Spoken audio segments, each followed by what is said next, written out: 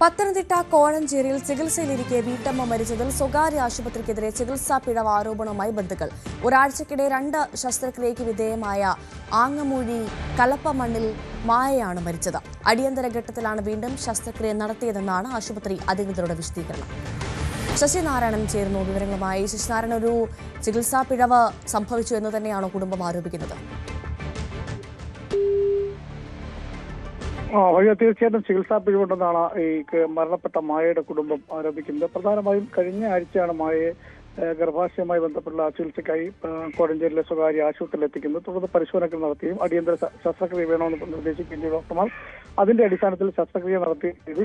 പക്ഷേ ശസ്ത്രക്രിയയ്ക്ക് ശേഷം പിന്നീട് ഈ രോഗിയുടെ അവസ്ഥ മോശമാവുകയും വയറ് വീർത്തു വരികയൊക്കെ ചെയ്യുന്ന ഒരു സാഹചര്യം ഉണ്ടായി. തുടർന്ന് ഡോക്ടർമാർ തന്നെ ബന്ധുക്കളെ അറിയിച്ചു ഇത്തരത്തിൽ വയറ് വീർത്തു വരുന്ന ഇങ്ങനെ ഒരു അസ്വസ്ഥയുണ്ട്, അതുകൊണ്ട് തന്നെ അടിയന്തരമായി സ്കാനിങ് ചെയ്യണമെന്ന് പറയുന്നു.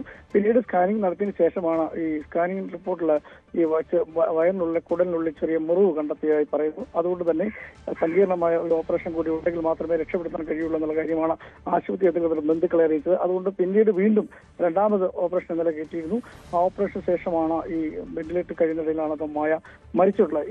ഇതുമായി ബന്ധപ്പെട്ടുള്ള ഈ ഓപ്പറേഷന്റെ സങ്കീർണതകളെ കുറിച്ചെല്ലാം ബന്ധുക്കളെ ആശുപത്രി അധികൃതർ അറിയിച്ചെന്നാണ് ആശുപത്രിയിലെ PRO വ്യക്തമാക്കിയിട്ടുള്ളത്. പക്ഷേ ആശുപത്രിയിൽ നിന്നൊരു വിശദമായ ഒരു വിശദീകരണം ഇതുവരെയും ലഭിച്ചിട്ടില്ല. പക്ഷേ ബന്ധുക്കൾ പറയുന്നത് ഈ മായയെ ആശുപത്രിയിൽ എത്തിക്കുമ്പോൾ നടന്ന് ആരോഗ്യത്തോടു കൂടിയാണ് എത്തിച്ചിട്ടുള്ളത്. ചെറിയ അസുഖം മാത്രമല്ല, പക്ഷേ പിന്നീട് ചികിത്സയിലുണ്ടായ പിഴവാണ് ഇതിന് കാരണമെന്നാണ് ബന്ധുക്കളുടെ ആരോപണം. പക്ഷേ ആശുപത്രി അധികൃതർ കാര്യം പൂർണ്ണമായി നിരാകരിക്കുകയാണ്. ആ പറയുന്നത് ചില രോഗികൾക്ക് ചില തരത്തിലുള്ള ഇത്തരത്തിലൊക്കെ സർജറി ചെയ്യുമ്പോൾ ചില അസ്വസ്ഥതകൾ ഉണ്ടാവും, ചില രീതിയിലൊക്കെ ഒരു മോശമാകുന്ന ഒരു സാഹചര്യം ഉണ്ടായിട്ട് അത്തരത്തിലാണ് ഈ മായയ്ക്ക് അവസ്ഥ. 58 വയസ്സ് വരെയാണ് മായ എന്ന് പറയുന്ന സ്ത്രീ. എന്തായാലും അത്തരത്തിലുള്ള അവസ്ഥയാണ് ഉണ്ടായതുകൊണ്ട് തന്നെയാണ് ആദ്യത്തെ ഓപ്പറേഷന് ശേഷം വീണ്ടും സർജറി ചെയ്യേണ്ടതായി വന്നത്. 2ാമത് സർജറി ചെയ്യുമ്പോൾ തന്നെ ഈ സർജറിയുടെ സങ്കീർണതകളെ കുറിച്ച് വീട്ടുകാരെ അറിയിച്ചിരുന്നുവെന്നും ആശുപത്രിയെ ബന്ധപ്പെട്ട PRO വ്യക്തമാക്കുന്നുണ്ട്. എന്തായാലും വിശദമായൊരു വിശദീകരണം ആശുപത്രിയിൽ നിന്നും വരേണ്ടതായിട്ടുണ്ട്. പക്ഷേ ബന്ധുക്കൾ ഇപ്പോഴും പറയുന്നത് ആശുപത്രിയുടെ ചികിത്സാ പിഴവ് കൊണ്ടാണ് മായ മരിച്ചതെന്നുള്ള കാര്യമാണ് വ്യക്തമാക്കുന്നത്. ശശിനാരായണനാണ് വിവരങ്ങൾ നൽകിയത്.